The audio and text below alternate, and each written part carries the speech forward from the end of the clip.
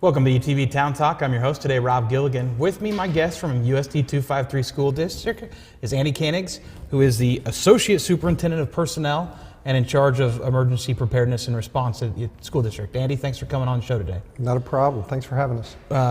Obviously, the big topic in the nation, goes back to Friday and the incident in Newtown, Connecticut, and Sandy Hook Elementary, and it creates this sort of fear and apprehension in all parents and all families and aunts and uncles, neighbors, everybody when an incident like this happens, and so the discussion starts: how are we prepared, or how do we react in a community of our own in an instance like this? And we thought it was a great opportunity to maybe allow the school district to share a little bit in the work that you do year-round to prepare for all types of incidents, whether it's a live shooter or any type of incidents, tornado drills, fire safety.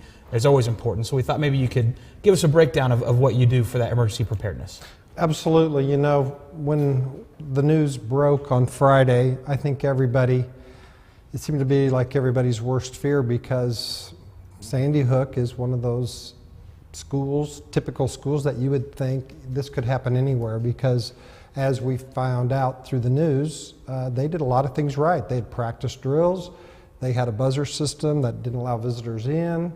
No one is immune to, unfortunately, in this day and age, to incidents happening at school, and it's becoming more commonplace.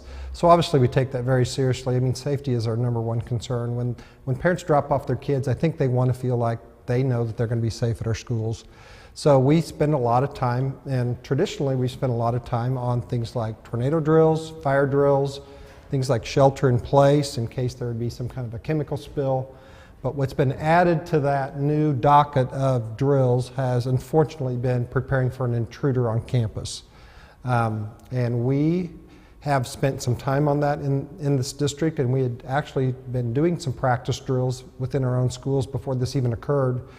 This year we had gone to a training through the Emporia Police Department. They brought in Homeland Security to talk about this very issue. So we took back some of those suggestions that they made and put those in place with our emergency management reference card, and we were beginning to talk to administrators about just such kinds of things and how to secure a building and how to react in this situation. So we take it very seriously, and some of those things have already started and will continue. Great. A lot of times the discussion begins obviously with 9 different districts and our buildings within the district that you're dealing with: elementary schools, middle school, high school, different structures. Is there a different plan prepared for each school and how they react and taught to those students and the principals and the administrators and teachers there? And how does each school prepare for any type of emergency situation? It's yes and no. Our lockdown procedures, and we call them lockdowns, and that's a rather harsh term, but for our school personnel, we talk about different levels of lockdown, and that is consistent throughout the district, and that's something that's new this year. We've implemented 3 levels of lockdown: a level 1, a level 2, and a level 3, and I'll explain those in a little bit. But how we approach and how we train staff and students are a little different. They're a little more age appropriate for the youngsters, and we're going to be a little more frank with middle school and high school students. So each administrator has gone about, and we've asked each building to practice these lockdown procedures. One of the statistics that we heard from Homeland Security was, since 1952, there have been 0 deaths in schools related to fire, and that there's been, unfortunately, hundreds of homicides in schools since the late 1970s. I think it was in the 200 range. And he said, unfortunately, we've practiced fire drills. In fact, we practice those every month, but very few schools actually practice lockdown procedures. And he said those need to be routine. We need to practice. Those kids need to know what to do instinctively. We shouldn't have to look to a reference card or look to a flip chart to know what to do. So we took this information back, took it very seriously at the beginning of the year, and we talked about there are different levels of lockdown. If we have someone outside of our schools, whether it might be someone who has escaped from the local penitentiary, that might be an exterior person that we don't want in our buildings, and that's what we'd call a level 1 lockdown, where we just basically secure the building from the outside.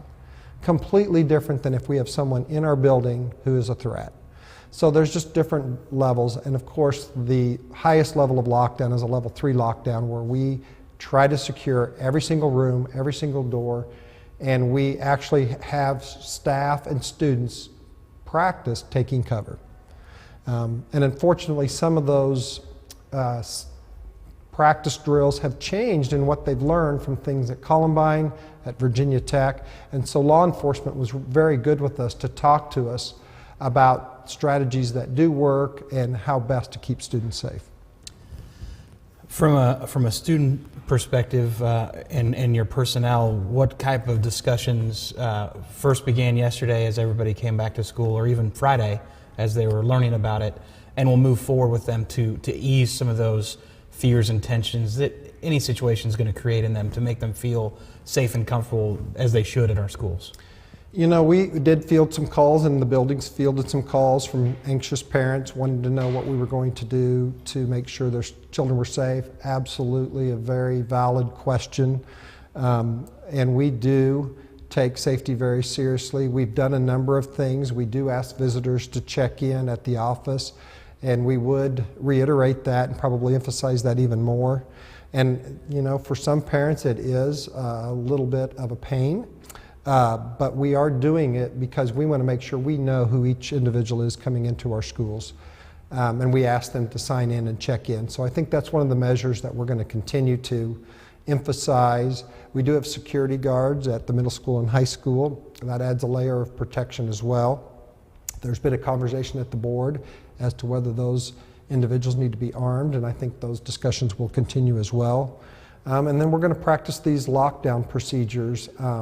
And there will be notes going home to parents as each building continues to practice these lockdown procedures, so that kids and parents know.